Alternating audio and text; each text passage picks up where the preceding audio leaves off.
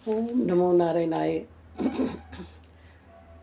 आज कार्तिक मास शुरू होने जा रहा है।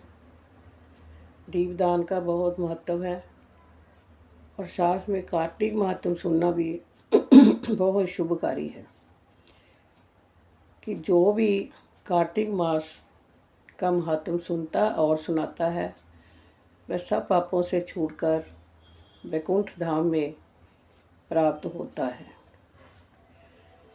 सूत जी कहने लगते हैं कि जो नैमिषारण्य तीर्थ में 88,000 शौनक आदि ऋषियों से बोले कि जब मैं आपको कार्तिक महात्म की कथा विस्तार से सुनाने लगा हूँ, आप सब अपने पापों से छूटकर वैकुंठ को प्राप्त होंगे।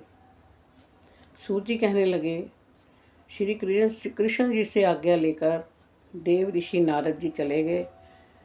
तब सत्यभामा प्रसन्न होकर लक्ष्मीपति भगवान से कहने लगी, हे नाथ, मैं धन्य हुई, मेरा जीवन सफल हुआ।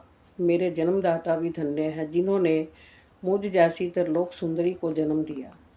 जो आपकी 16 सहस्त्र स्त्रियों में से मध्य में मैं आपकी बड़ी प्यारी हुई।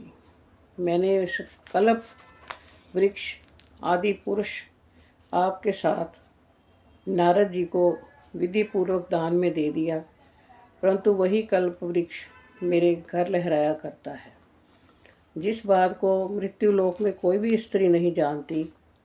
हे त्रिलोकीनाथ, हे मधुसूदन, मैं आपसे कुछ पूछना चाहती हूँ।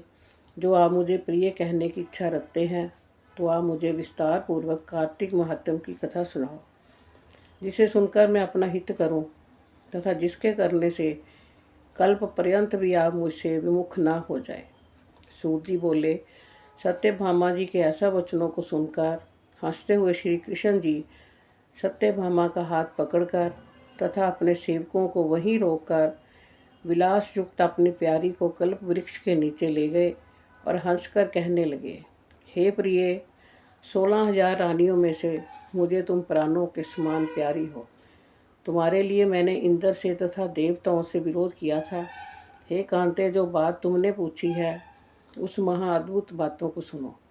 सूत जी बोले, एक दिन श्री कृष्ण भगवान ने सत्यभामा की प्रिय कामना के लिए गरुड़ पर सवार होकर इंद्र लोक जाकर कल्प वृक्ष मांगा।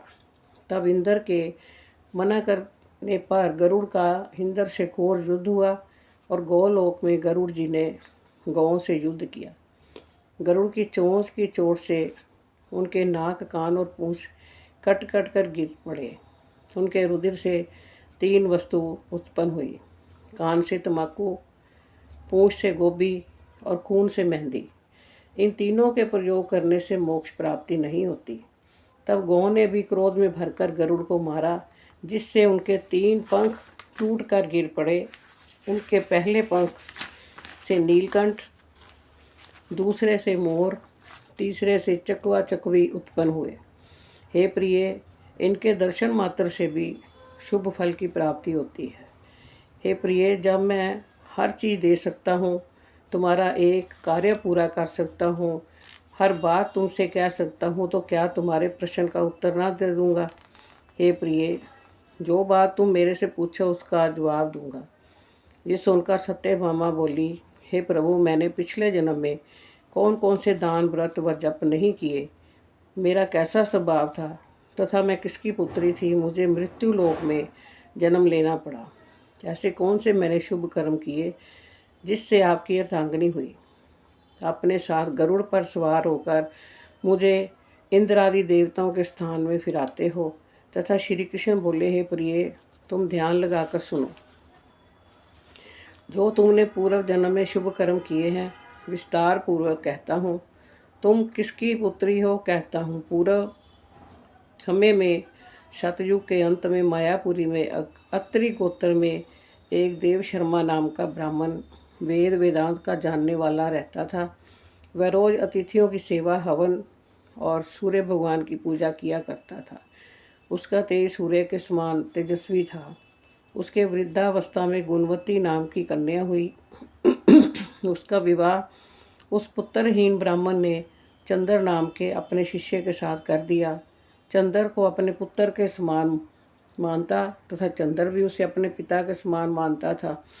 एक दिन वे दोनों कुश और संविदा लेने के लिए वन में गए। हिमालय की तलहटी में भ्रमण करते हुए उन्होंने एक राक्षस को आता हुआ देखा। उस राक्षस के भय से उनके सारे अंग शिथिल हो गए और भागने की समर्थ नहीं। तब उस काल के सदृश राक्षस ने उन दोनों को मार डाला।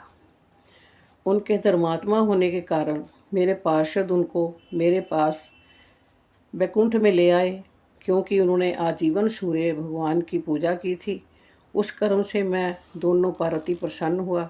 शिव, सूर्य, गणेश जी, देवी, इन सब देवताओं की पूजा करने वाले सब स्वर्ग को प्राप्त होते हैं। मैं एक होता हुआ भी काल और कर्मों के भेद से 5 प्रकार का होता हूँ। जैसे एक देवदत्त, पिता, भ्राता आदि नामों से बोला जाता है। जब वह दोनों विमान पर चढ़े हुए सूर्य के समान तेजस्वी रूपवान चंदन और माला धारण किए हुए मेरे भवन में आए, तो दिव्य स्त्री और दिव्य चंदन आदि का भोग भोगने लगे।